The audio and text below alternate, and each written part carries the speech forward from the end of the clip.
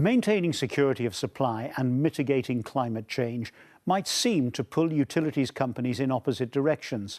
So how are these twin goals to be met? Penny Marshall has brought together some of the leading lights in this year's conference to debate the issue. Penny. Thanks, Martin. Yes, and you join me here on the conference floor, where I have Ian Barker from the Environment Agency. Thank you for joining us. Philip Green, thank you very much for coming, from United Utilities, and Paul Davis from Logica. Can I start by asking you, actually heading up one of these utility companies on the front line, here to talk about climate change, how is it impacting on your company and what are you doing to rise to the challenge? Well, I think it's now generally recognised the water sector is probably the most impacted sector by climate change. I think water and climate change are going to be top of the global agenda for the next several decades, a bit like oil has been since the 1970s. And it's affecting us in two ways. Obviously, these changes in the climate that we're seeing, increased flooding, different seasonality of rainfall is impacting our business. And our own carbon emissions, our own greenhouse gas emissions have doubled in the last 20 years, whilst we've been delivering substantially better environmental standards. There are lots to do there. And the Environment Agency, are you satisfied that the companies are being responsible and their moral obligation, are they actually delivering what they should be? The water industry has achieved a lot since privatisation, but I think it's on the cusp of a whole series of new challenges. There's climate change, as Philip alluded to. There's also the fact that all of us in our homes are using more water, and the proposals for several million new homes across the country, not just a southeast issue, but even up in the northwest as well. So if we're going to maintain secure supplies, still protect the environment and deal with climate change, then it does require companies to think hard about the energy they use, the way in which they conserve the supplies that they have, and the way that they engage with their customers to help them use water more wisely.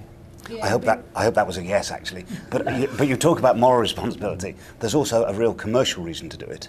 And we're getting a financial payback, for example, on the 25 million we're investing in combined heat and power.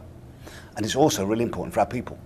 Both to retain and attract quality people requires companies to be proactive in this area.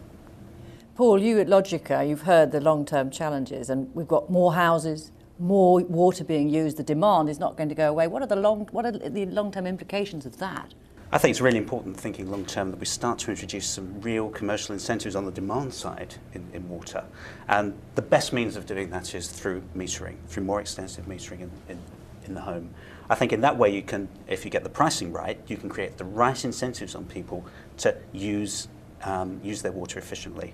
And I think you also have to see that in the broader context of saying you have to get that in combination with the right sort of strategy from the water companies in terms of their water usage to ensure that we get a virtuous circle of water production. Pricing is important. I mean, we absolutely accept that metering has a big role to play.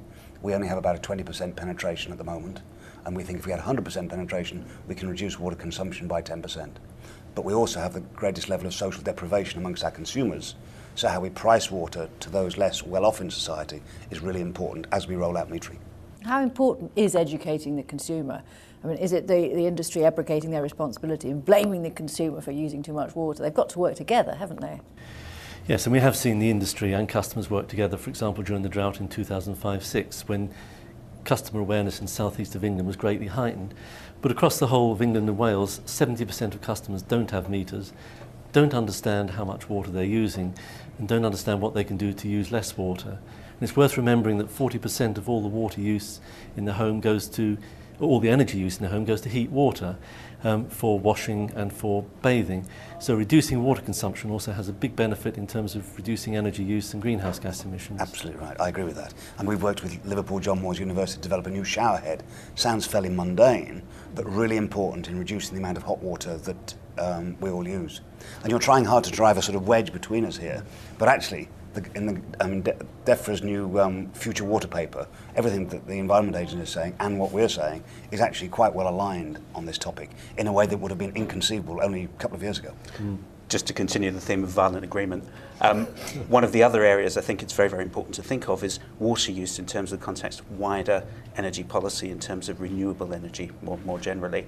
And I think what we really need to see going forward is a very integrated strategy that takes water usage as part of the wider consumption of energy and providing incentives on companies and on the demand side on consumers to ensure that we use it all efficiently. Well, gentlemen, thank you very much. As you say, a lively debate, one of violent agreement. Thank you for joining me today.